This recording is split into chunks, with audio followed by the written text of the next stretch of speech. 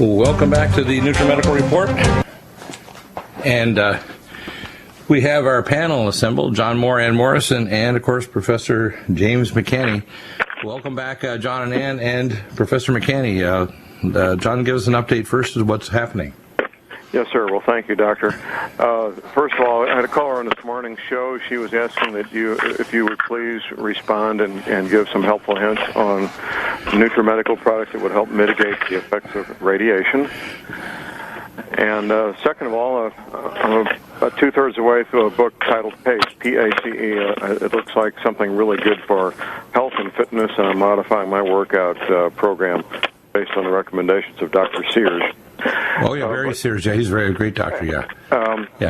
And last but not least, we continue to focus, and I know Professor McCanney has his own thoughts on this.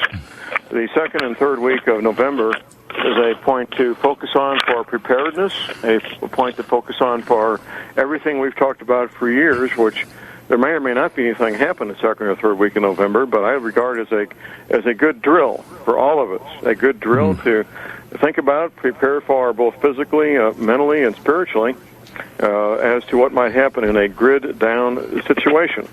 Exactly, yeah. I hear a lot of movement in the background there, so I assume it's one of our other guests getting ready. Ann, do you have any major updates as well? And then we're going to get on to Dr. McCanney. He has a lot to say. Professor McCanney, are you there? Yeah, hello. Can you hear me? I don't know if I'm hearing you turning pages, but it sounds like somebody frantically turning papers to getting ready. Not on my line. Okay. Ann, are you there? Yeah, I'm here. And I'm not making that noise, whatever it is, but it seems to be on now. It's probably something that's been biting chewing on our phone lines. Maybe it's an NSA agent. Who knows? Maybe they're so aggravated they're just teething on our NSA agent flipping his comic book pages. There you go, flipping the comic book pages while they're probably teething on the fiber optic cable. There you go. There you go. Well, That's it. I think that this deluge that hit Colorado warrants some attention. Yes, it's pretty serious. I mean, in Boulder, I looked at the pictures today on Drudge, and I looked at somebody's yard and I said, oh my gosh, it's like 20 feet from this guy's house and yard and his car, and it's like a river. It's a river of mud just kind of washed out the whole road and everything down about 15, 20 feet. It's like crazy.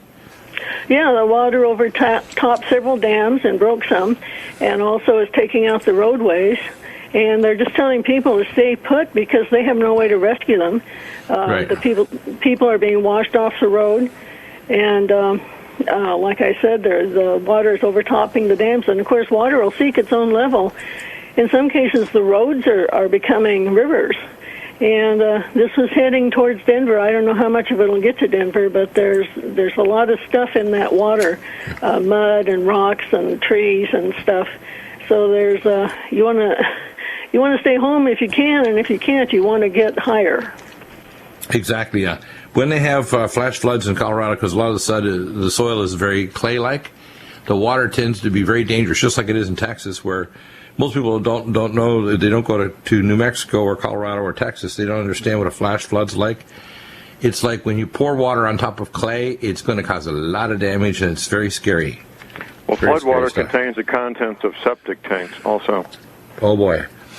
Let's change gears for a minute and talk to Professor McCanney. Professor McCanney, we had you on the program earlier this week, and I can see the reason for you to be, we call, journalistically and scientifically enraged at the misuse of your reputation and your data by the Department of Homeland Security and Janet Napolitano and the NERC Corporation, which is trying to abuse the information and trying to also cover it up, of the danger of comets and how they can trigger off coronal mass ejections, and then they just sneak in the idea that there also is a danger of a cyber attack from, quote, our enemies, whichever they are, Iran, China, etc. What's going on, and is there any further clarifications in the last few days since you were on Monday? What's happening?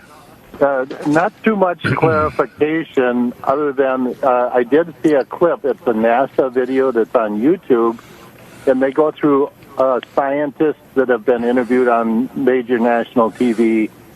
There are national highlights from TV. There's one guy that says, we're going to be your Comet Update news station. And I thought, now, how do you become instantly the Comet Update news station that everybody's supposed to trust? Right, and not only that, the other thing, as I've heard in the news, is that they took down the normal warning system that NASA has up in space for watching nearer space objects, although they're, quote, still reporting. There's kind of a weird dance where under Obama administration, first and second term, they've basically taken everything and made it go black op, and NASA has been stripped to the bone. So anything that's going on publicly, including the monitoring of near space objects or space weather, and obviously NASA is collaborating with some very strange people to put out disinformation and utilizing your data in a twisted way to actually cause disinfo. Can you explain that again to people who haven't heard on the Monday show, what exactly they did, which is so abusive of your scientific data, which shows us how dangerous comets are to our solar system and how they can cause weather problems, action at a distance, and CMEs from the sun? They used a clip of mine. It must have been from about mid-2005, somewhere in that time frame.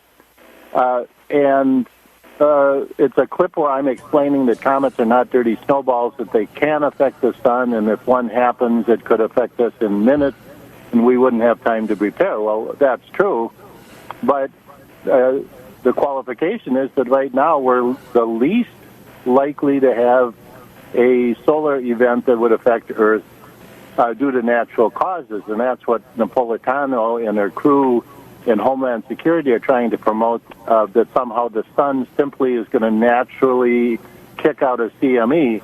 When this event occurs on November 13th and 14th, I had predicted this probably a year ago. Right, now November 13th, 14th, you mentioned that it was in alignment with Mercury. Right. So a plasma event could occur, but they don't know that it's Earth-directed. How could they make statements like it's 100% certainty of a CME, which could be triggered by a comet, but how could they be certain that it's going to be Earth-directed, and then they throw in this thing about cyber terrorism? I mean, this sounds pretty bizarre, doesn't it? Yeah, it's absolutely bizarre. Just to give you a couple other examples, but anyway, I had predicted that November 13th and 14th would be the beginning. Actually, it could start as early as the 10th, when Comet Ison has a perfect electrical alignment, very back door, right in the back door of little planet Mercury, as it heads in and dives it towards the sun, and then basically dives into the solar atmosphere. And so we could see some tremendous booming of the sun, where we have not had any in about 6 years. The sun has been extremely quiet. So why they picked this November 13th to 14th date to have an international power outage exercise based on standard science, you wouldn't even think about it. It's like cheering for the Super Bowl in August. You know? Yeah, it's bizarre. Well, you mentioned the word false flag. What do you mean by that? Okay, so they know, because they understand, the Tier 1 scientists know that I'm right about comets. The Tier 2 scientists, the ones that you think of as NASA top scientists, deny that comets could have anything to do with solar flaring. So behind the scenes, what they're saying is we're going to have a natural occurring solar event,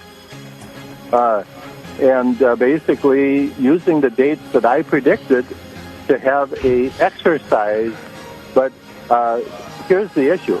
When the solar flare occurs, even a minor one, I believe they're going to use it as a false flag event to pull down the power grid. And right, because apparently they're going to insert by USB specific viruses into the power grid control system.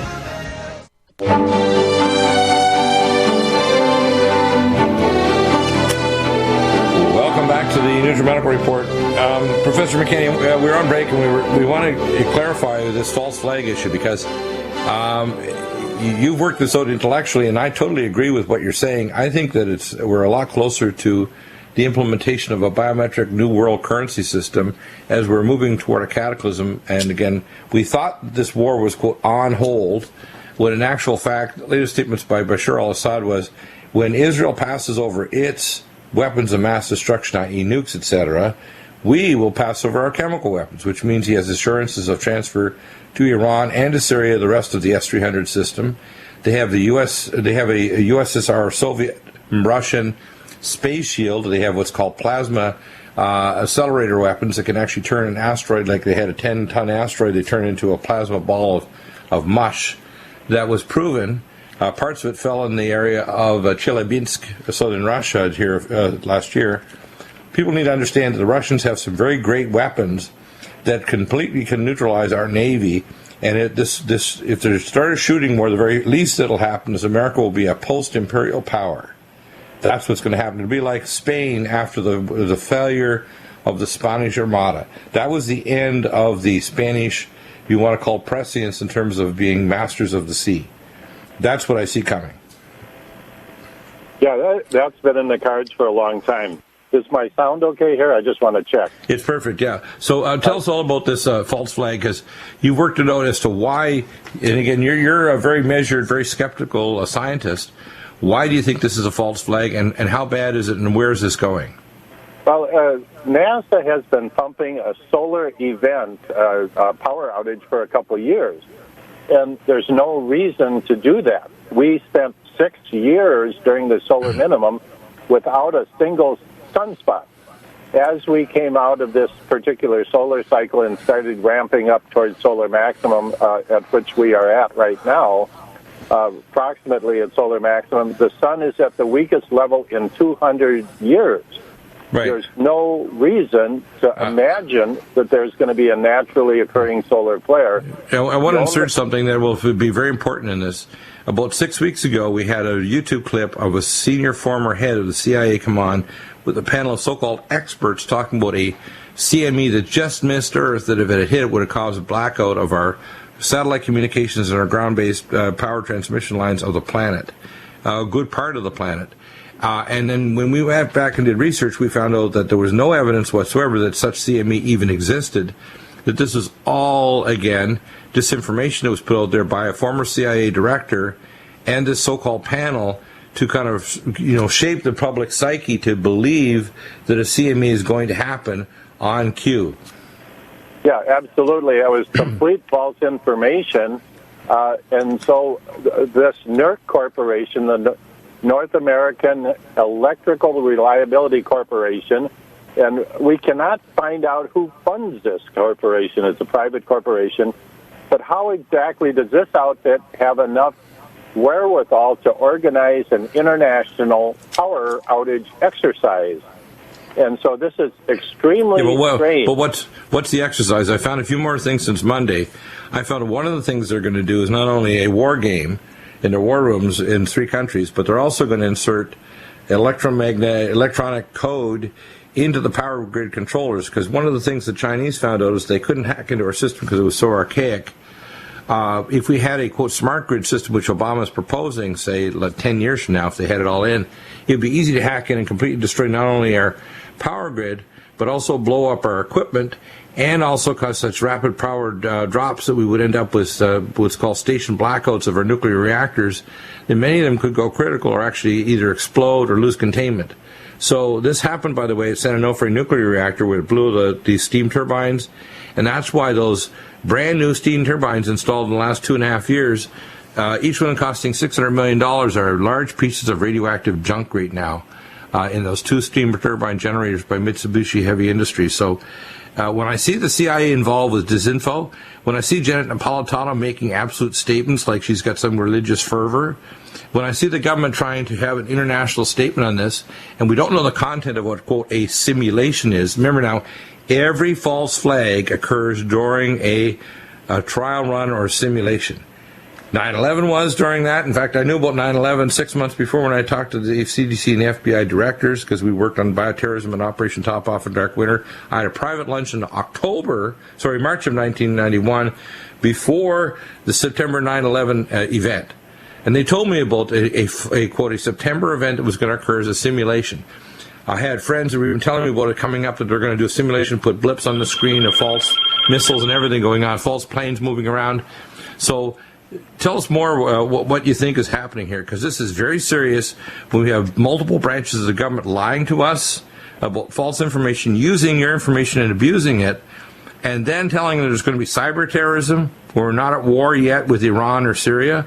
Something really bad is in the works, isn't it? Yeah, exactly. And here's what I see.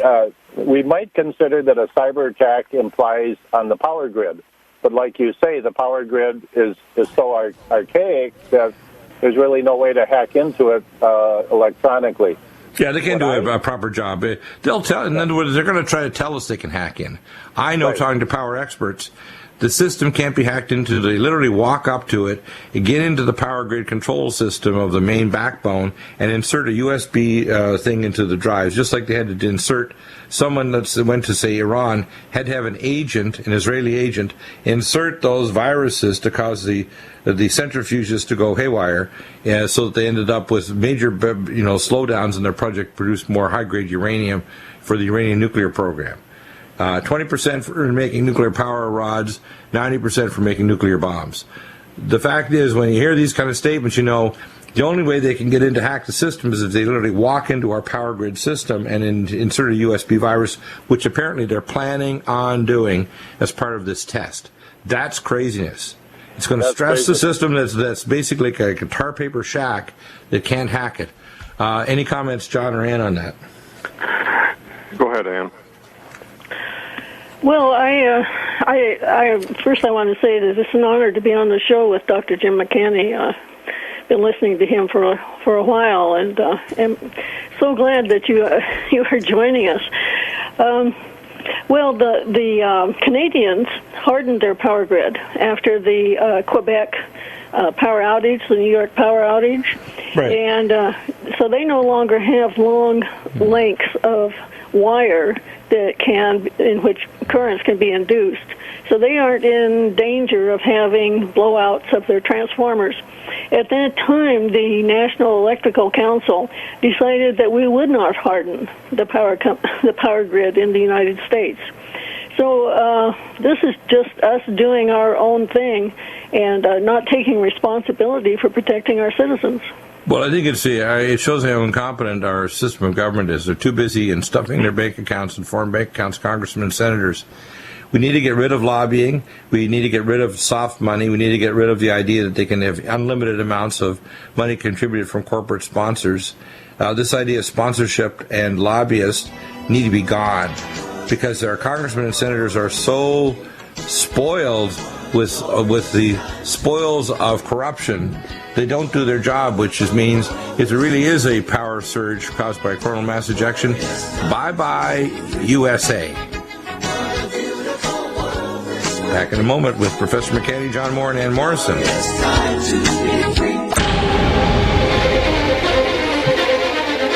And we're back with John Moore, Ann Morrison, and Professor James McCanney. John, I want to ask this question. You have lots of contacts. You do your own radio show on the Republic Broadcasting Network. And you get sources of information, and one of the things you mentioned on the break that I find really good, because you're a forensic investigator, criminal forensic investigator, is when you hear similar or nearly identical information from multiple sources that don't know each other, then you start to really pay attention. Can you tell us what the kernel of that information is? What's happening? Well, the kernel of the information is people in government, in FEMA, and DHS, Department of Homeland Security, both. These are they're still Americans, and they're still patriots, most of these men and women, and they're expressing concerns very similar to Professor McCanney about the possibility of events getting out of control the second and third week in November.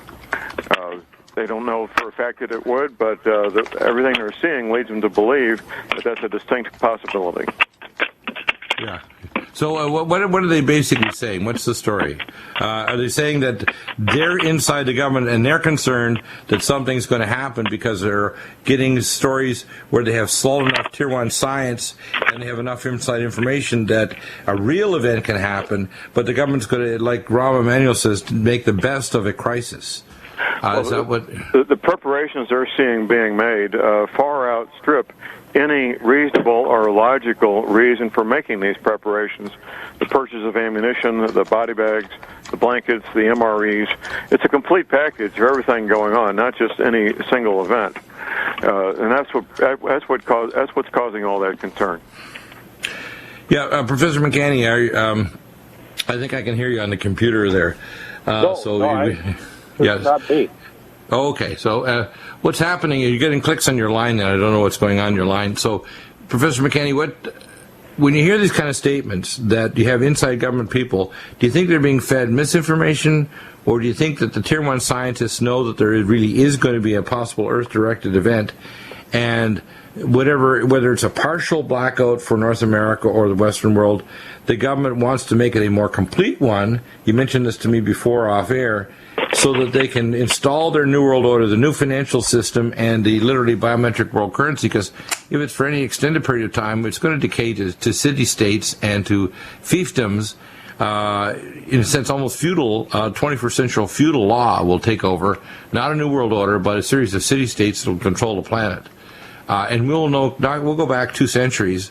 Plus, there's going to be a lot of death and destruction, because as the war game simulations were done, that I got information from Canada, the United States, and Australia, in 6 months, 90% of the population will be dead if the power blackout persists for 6 months. Just a power blackout. No airborne plague, no war, no earth changes, no massive collapse of crops due to UV surging, nothing else, just power blackout. What do you think is happening? Here's what I think they're going to do.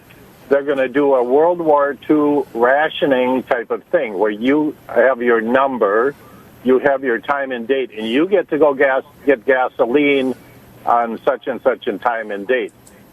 Food, water, provisions, everything will be controlled by the government, and the people will be standing in line listening for their turn to get their little lot of gasoline. So you're talking about the return to a feudal state is what you're saying. Feudalism is what, yeah. And you have to listen to the radio to get your particular information, and the vast majority of the public will buy into this.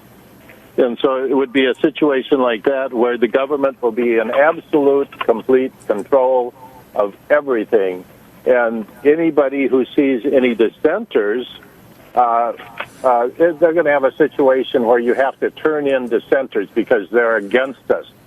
We're talking about, I can just hear Obama. You know, we have to all join together in this time of crisis to, I can just hear the speeches on the evening news. Because, see, little Obama has not had his events. Bush did, Clinton did, Bush Sr. did, Reagan did. But poor little Obama just can't seem to get his events together, even with all the help that he's getting from the CIA. But that's what I see. That's the type of control that I see, and they can do it through the rationing of the power grid, where they can turn it on over here, then shut it off, then turn it on over here. And that's what they do in foreign countries, where they don't have enough power to supply the infrastructure. They'll turn it on and then turn it off, and then the people live with this. And the American public is so schooled in living with whatever the government tells them. That's what I see possibly happening. That's plus at the cyber attack. See, I see that as the banking system collapsing, and they need the banking system to collapse so they can come in and save us all with the new banking system. Right. In fact, the attack on Syria and Iran is 2 out of the 3 countries, Cuba, Syria, and Iran, that do not have Rothschild series banks. China and Russia are in the process of actually disconnecting step by step the banking system in the Soviet Union and Russia. Because remember, I've said all this over again, the Soviet Union never went away. The Russian bear went to sleep. What's happened, many of the Eastern Bloc countries are now integrated into NATO or become NATO affiliates. And China and Russia have made major military and economic alliances, even doing exchanges across, not going through the dollar or the petrodollar, exchanges in order to have commerce, military exchange of data, and even building the MiG-29I jets in China. So what I see happening is that we're about to see a major convulsions of the financial system, and this attack on Syria has nothing to do with that. It has to do with the pipeline going from Iran to northern Iraq and Syria. It has to do with the banking system. It has nothing to do with sectarian violence, because the Sunnis in Syria are protecting the Christian churches and the Christians because they're all at the same table. They're all Syrians. And they've been living together peacefully for a very long time. They're one of the few countries that has not been divided by the British or the French. So I think what we're likely to see here is that's why Obama lies through his teeth and John Kerry to push this idea of a war that the so-called Bashar al-Assad gave his chemical weapons up. The fact is, an eye doctor is not going to kill his own citizens in order to promulgate a certain attack by Israel and America that will devastate their country with nuclear weapons. It's just not logical. So the idea that they can promulgate, and then now Bashar Assad's comments are, when Israel gives up its weapons, we'll give our chemical ones. It's not just when hell freezes over, it's when Satan repents. That's long after hell freezes over. It's not going to happen. That's what I mean, is that we're marching toward devastation. We've got the B-1B bombers activated, that America now has them constantly in the air with nuclear weapons on right now. We're at DEFCON 3 continuously since this happened last week, and Russia's in the same status. We literally have Russian ships circulating in the Pacific and Atlantic Oceans ready to fire on command on American cities. Today, right this minute. Can you comment, John and Professor McCanny? Go ahead, John.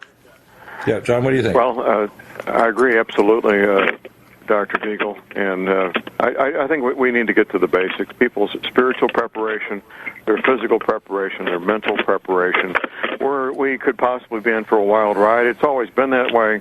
The next 8 weeks could be the wildest ride of our lives.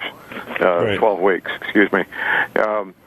So people need to remember these basics and get their house in order. Right. I also tell them go to Less EMF, get a Faraday cage over their computers and equipment. If you don't have ham radio equipment or walkie-talkies, get them. Get your food, water, and everything in condition. Be prepared to make sure your neighbors are aware, and their prepping is also. For radiation, because we're going to have a major surge of radiation from Fukushima, you want to take Nutridyne, Nutritrel, and Nutridefense, but check out the radiation protocol. We have it up. You want to have NIOSH N95 masks. You want to have a hazmat approach where you want to have your clothes outside. You want to be able to decon and shower off if you come inside the house.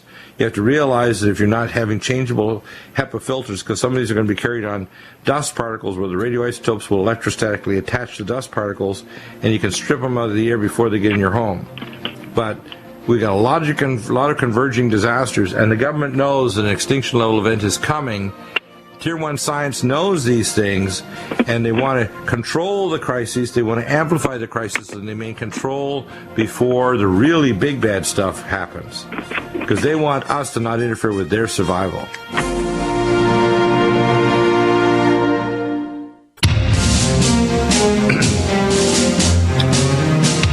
Welcome back. John, you know, this is very shocking to hear this kind of news, but I really think we're on the cusp of something, and I think this kind of determination to start a global cataclysm and a financial cataclysm is also tied to partitioning the state of Israel. John Kerry mentioned a month ago that by 9 months, that's a month ago, which in 8 months from now, they plan on having the peace treaty to partition the state of Israel, which means they want to have total control over the oil resources. They want to make sure the petrodollar is secure, because in a sense that's what's under attack here. The financial system, they want to make a deal in a sense with Russia and China. At least that'll hold temporarily if there is a false peace treaty, but we know that peace treaty will be for 1/7. It says, you know, that I will bring, that there'll be a space of 1 hour, which is an hour, meaning in God's words, it means 7 years, 1 hour, and half of that hour, he said, I'm going to not let the wind blow on the earth or the sea in any direction for the sealing of the sons of the Most High God. In other words, there's going to be a peace treaty happen, and at that very moment, people are going to really get it that God's judgment is coming on the world. And I think that we are very close to that. I think we are probably, in the second term of Obama, a virtual guarantee that the partitioning of the state of Israel will happen, and it could be as early as this spring when the treaty is signed, and very shortly thereafter on Yom Teruah, which is the start of the new year, that on Sukkot, which is after Yom Kippur, we're going to have a sanctification of the Temple Mount, and they've already applied 3 weeks ago and have the formal documents now in Israel to set up a so-called synagogue right at the place of the old Temple of Herod. So We're there. All of the signs are telling us they're going to set up a biometric world financial system. They're trying to start a Mideast war so they can have a peace treaty.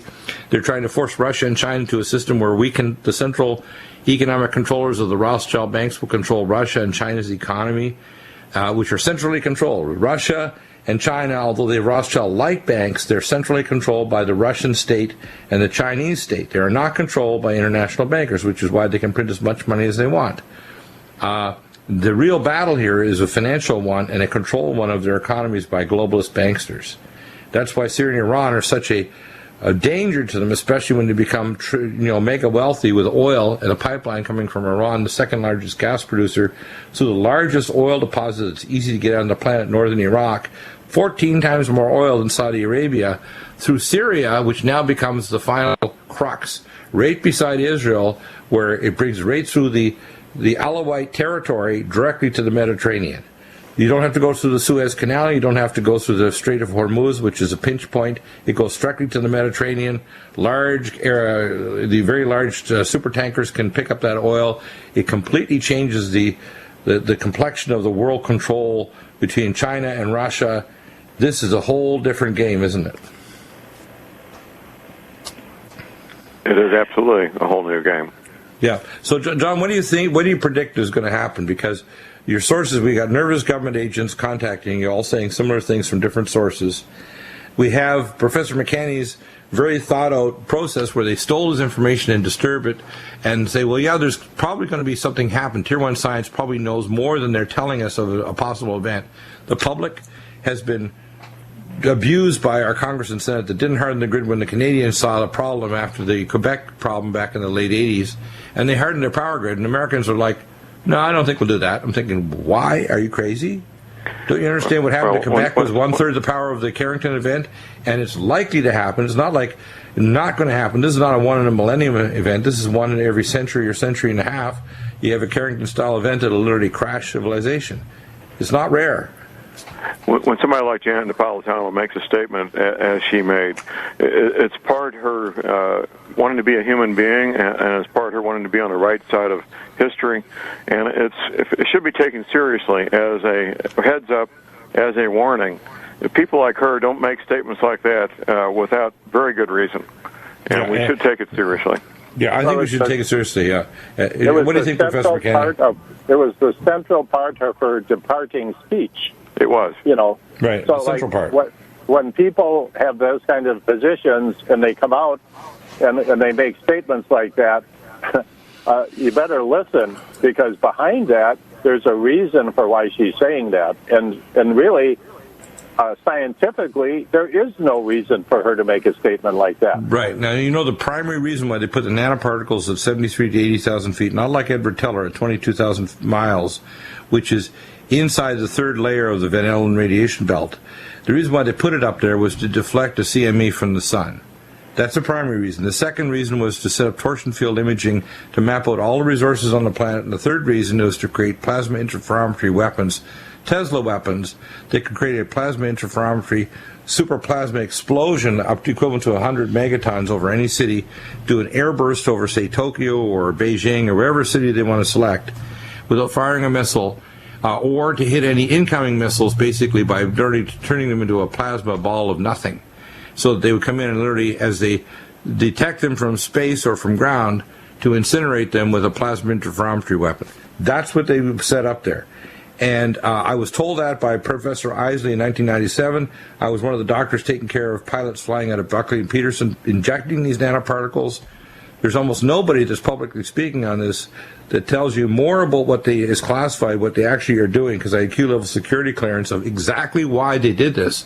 And they're just terrified. The globalists are terrified of a CME. And as you say, Professor McCanney, you're the leading person on the planet, because the Tier 1 scientists aren't talking. You're the leading person on the planet publicly telling people about the danger of comets. Can you summarize again what comets can do? And that's why in every ancient painting, you can see it on the walls in the Middle Ages, in ancient times, back in even in times of ancient Rome, or going back to Egypt and Sumer, they're terrified of comets, and there's a reason. Why is that? First of all, that's why they put out the Tier 2 science of the dirty snowball comet model. I was on the Art Bell show one time, and he asked me, why your theoretical work is obviously correct. This is back in the 90s. Right. And he said, why are they so adamant about resisting letting you even speak about this? Right. And I said, it's because of the ego, it's because of this and that. They have all the publications made. And he goes, no. Something else is going on. Yes, but it's more than that, yeah. And it turned my head for the first time, and I realized these scientists are being told they cannot talk about anything else. Right. They are being told. They're purposely, systematically scrubbed of even raising the issue, and then they attack you personally. They even misuse your data and take audio and video clips out of context. Like, for example, when the CIA former director comes out and makes a video clip, has a panel around talking about a CME that nearly hit the planet 6 weeks ago. That's scary to have a former CIA director making a public statement on a video clip that's all over YouTube, and it's being viewed like crazy by people, thinking that we just about got blasted when there's no evidence that happened. Right. That tells me that the government is in high mode false flag. We are ready to have something really catastrophic happen, and if it is even partially catastrophic, they're going to amplify it so they get the control they want before really bad events happen on the planet. Right. They have to control. You have to understand when they do like Osama bin Laden, or they create terrorists. Right. They have to control both sides of the equation of the dialogue. And that's right. So that's why Al Qaeda is their bad dog. It's yes, Al Qaeda's got rabies. Yes, Al Qaeda bites, but guess what? It's our bad dog. Yeah. Who created them? And so it's right. the same with this. They have to control the dialogue. They have to control the event. And that's why right. It's got to happen before a real one hits, because they could lose their grip on a real one. And right, and the thing is, they're also blocking information. They blocked access to information to predict earthquakes. We talked about this with Stan Deyo. They're blocking access to information about near-Earth objects. They block access to even what's Google Space, that allows you to see objects in space and moving like comets, which if you, with thousands of minds and lots of people with amateur astronomy scopes, a lot of people are going to pick up objects in space, especially if they take serial photographs and see these blips moving across the sky. Instead of collaborating with multiple countries and amateur astronomers, as well as people just getting access to the data and thinking about it, what the government's doing is actually counterproductive, isn't it? Yeah. Why does the NASA have a select panel of about a dozen scientists whose job it is to filter information to the public about Comet ISA?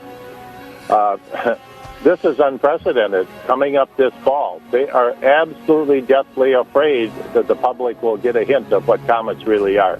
Right.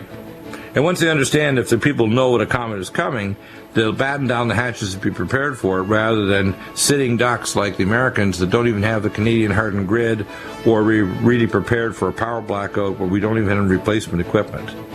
John, any comments, or Ann? Well, as always, just be prepared and get ready for anything coming at us. Yeah, this is we're seeing literally the snout of another 9/11, a CME type 9/11 event being percolated up for mid-November. This is maybe an 11/9. They want us to make it rather than 9/11. Who knows? 11/9. Thank you, Professor McCanny, John Moore, and Ann Morris.